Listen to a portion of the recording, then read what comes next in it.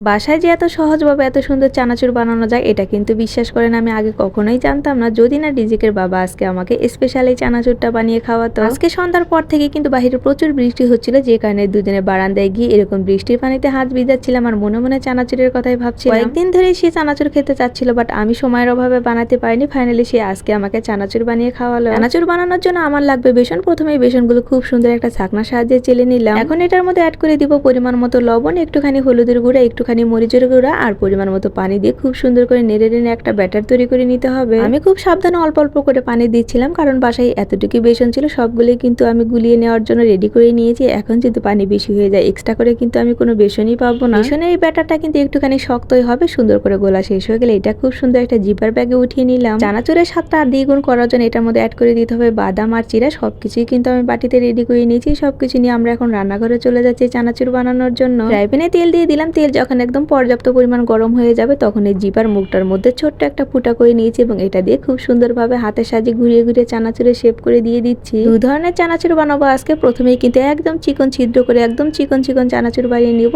তারপরে কিন্তু আমি মোটা চানাচুর বানাবো। তেলের মধ্যে চানাচুরগুলো দেওয়ার পর ভালোভাবে সুন্দর করে ভেজে নিতে হবে, তারপরে কিন্তু উঠিয়ে নেবো। দেখেন আমার কত সুন্দর চানাচুরগুলো হয়ে গিয়েছে। এইভাবে কিন্তু সবগুলো চানাচুর খুব সুন্দরভাবে ভেজে নিয়েছে। আর চানাচুরগুলো যখন ঠান্ডা হয়ে যায় তখন বিশ্বাস করেন অনেক বেশি মচমচে হয়ে যায়। এখন চানাচুর যে বানালাম সেই তেলের মধ্যে চিড়াগুলো দিয়ে খুব সুন্দরভাবে ভেজে নিব। চিড়া এই তেলের মধ্যে ভাজার ফলে চিড়াগুলোও কিন্তু অনেক বেশি মচমচে হয়। চানাচুর বানানো কিন্তু খুবই ইজি, তাই না? আপনারা ট্রাই করলে কিন্তু বাসায় এইভাবে সহজভাবে চানাচুরগুলো বানিয়ে নিতে পারেন। আমার মনে হয় দোকানের চেয়ে এই চানাচুরটা খেতে অনেক বেশি টেস্টি এবং স্বাস্থ্যকর। আর ভিডিওর মাঝখানে আপনাদের একটা কথা বলে রাখি, আমার ভিডিওগুলো যদি আপনাদের ভালো লেগে থাকে তাহলে অবশ্যই ফলো দিয়ে পাশে থাকবেন আর লাইক কমেন্ট শেয়ার তো অবশ্যই করবেন। আর যারা ইউটিউব থেকে দেখতেছেন অবশ্যই একটা সাবস্ক্রাইব করে দেবেন, এতে আমার অনেক বেশি উপকার হবে। একইভাবে কিন্তু আমি বাদামগুলো খুব সুন্দরভাবে ভেজে নিয়েছি এই তেলের মধ্যে। সবকিছু ভাজাভাজি শেষ, এখন চানাচুরগুলো খুব সুন্দর করে মিক্স করে নিতে হবে। একটুখানি সময়ের মধ্যে দেখেন 1 প্লেট পরিমাণ চানাচুর বানিয়ে ফেলেছি। আর এই চানাচুরগুলো দেখতে যতটা সুন্দর, এগুলো খেতেও কিন্তু অনেক বেশি মজা। আর চানাচুরগুলো কত বেশি ক্রিস্পি হয়েছে সেটা আপনাদের আমি দেখিয়ে দিচ্ছি। দেখেন হাত দিয়ে চাপ দেওয়ার সাথে সাথে কিন্তু মুড়মুড় করে ভেঙে যাচ্ছে। এরকম মচমচে চানাচুর আপনি দোকানেও পাবেন কিনা সন্দেহ আছে, বাট বাসায় এরকম মচমচে চানাচুর বানিয়ে নিতে পারলে আর কি লাগে বলেন। সবগুলো চানাচুর আমি খুব সুন্দরভাবে ভেঙে নিয়েছি, কারণ ছোট ছোট করে না ভাঙলে কিন্তু চানাচুরের মজাটা পাওয়া যাবে না। এখন চিড়া আর বাদামের সাথে এই সবগুলো চানাচুর মিক্স করে দিব। সবকিছু আমি এভাবে মিক্স করছিলাম। এদিকে আমার রিজিক বাদাম খাওয়ার জন্য একদম অস্থির হয়ে গেছে। আমার ছেলে কিন্তু বাদাম মাশাআল্লাহ অনেক বেশি খেতে পছন্দ করে। আমি চানাচুর মাখাচ্ছিলাম আর সেই বাদামগুলো তুলে তুলে খাচ্ছিল। চানাচুরগুলো দেখে যদি আপনাদের লোভ হয়ে থাকে তাহলে অবশ্যই আমার রিকোয়েস্ট রইল বাসায় একবার হলো ট্রাই করবেন, দেখবেন অনেক বেশি মজা হয় খেতে। আর এগুলো আপনারা সংরক্ষণ করতে চাইলে সেটাও করে ফেলতে পারবেন। লাইফে প্রথমবারের মতো নিজের হাতে চানাচুর বানিয়ে সেটা দিয়ে আমরা আজকে মুড়ি মেখে খাবো সবাই মিলে। কাঁচামরিচ, কাঁচা পেঁয়াজ আর সাথে সরিষার তেল দিয়ে কিন্তু চানাচুর মুড়ি মাখা খেতে অনেক বেশি মজা। আজকে আমার ভিডিওটা আপনাদের কাছে কেমন লাগলো সেটা অবশ্যই আমাকে কমেন্ট করে জানিয়ে যাবেন। ভিডিওটা যদি ভালো লেগে থাকে তাহলে অবশ্যই নেক্সট ভিডিওর জন্য ওয়েট করতে হবে। ধন্যবাদ সবাইকে, আল্লাহ হাফেজ।